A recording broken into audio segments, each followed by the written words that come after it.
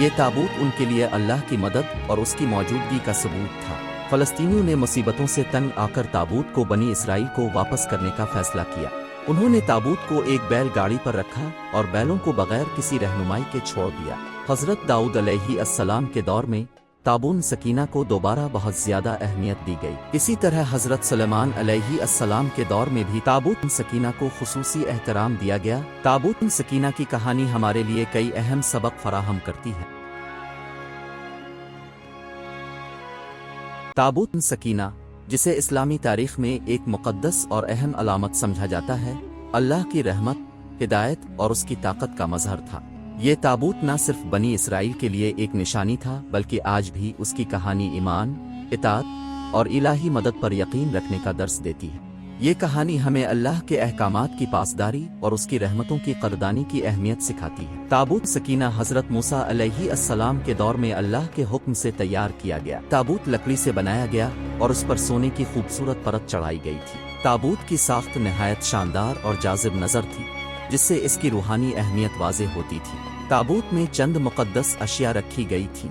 تورات کی تختیاں، یہ پتھر کی تختیاں تھیں جن پر اللہ کے احکامات لکھے گئے تھے، جو بنی اسرائیل کے لیے شریعت کا بنیادی ماخذ تھی۔ حضرت موسیٰ علیہ السلام کا عصا، یہ وہی عصا تھا جس کے ذریعے مختلف معجزات ظاہر کیے گئے، جیسے دریائے نیل کو 2 حصوں میں تقسیم کرنا۔ من و سلو کا برتن، یہ برتن اس غذا کی یادگار تھا جو اللہ نے بنی اسرائیل کو صحرا میں بھوک سے بچانے کے لیے عطا کی۔ حضرت ہارون علیہ السلام کی اشیاء، ان اشیاء میں مقدس اور یادگار چیزیں شامل تھیں جو بنی اسرائیل کے لیے روحانی اہمیت رکھتی تھیں۔ تابوت سکینہ بنی اسرائیل کے لیے حوصلے اور ایمان کا ایک بڑا ذریعہ تھا۔ جب بھی وہ کسی مشکل یا جنگ میں ہوتے، تابوت سکینہ کو اپنے ساتھ رکھتے۔ یہ تابوت ان کے لیے اللہ کی مدد اور اس کی موجودگی کا ثبوت تھا۔ جب بھی بنی اسرائیل اسے دیکھتے، انہیں یقین ہوتا کہ اللہ ان کے ساتھ ہے۔ یہ ان کے دلوں میں حوصلہ اور ایمان پیدا کرتا تھا۔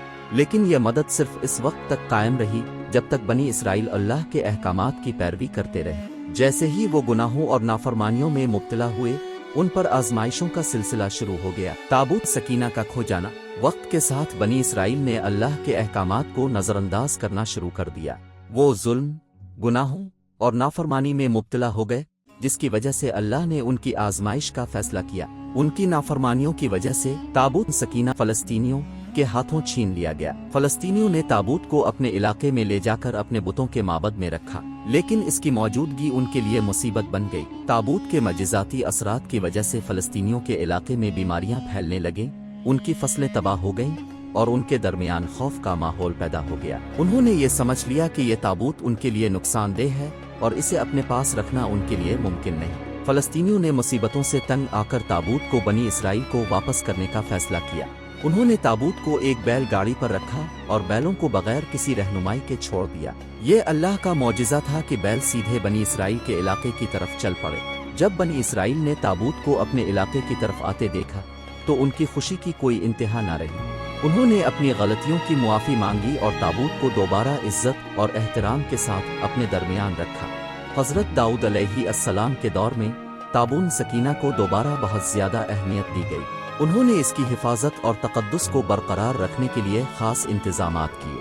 حضرت داؤد علیہ السلام نے بنی اسرائیل کو اللہ کے احکامات کی پیروی کرنے کی تلقین کی تاکہ اللہ کی رحمت ان پر قائم رہے۔ اسی طرح حضرت سلیمان علیہ السلام کے دور میں بھی تابوت سکینہ کو خصوصی احترام دیا گیا اور اسے بنی اسرائیل کی روحانی زندگی کا ایک اہم حصہ بنایا گیا۔ تابوت سکینہ کی کہانی ہمارے لیے کئی اہم سبق فراہم کرتی ہے۔ اللہ کی نعمتوں کی قدردانی کریں۔ تابوت کی واپسی ہمیں یہ سبق دیتی ہے کہ اللہ کی رحمت انہی لوگوں کے لیے ہے جو اس کے احکامات کی قدر کرتے ہیں۔ ایمان اور عمل کی اہمیت، تابوت ہمیں یاد دلاتا ہے کہ صرف ایمان اور نیک عمل کے ذریعے ہی اللہ کی مدد حاصل کی جا سکتی ہے۔ آزمائش اور تنبیہ، جب بنی اسرائیل نے اللہ کی نافرمانی کی تو تابوت ان سے چھین لیا گیا۔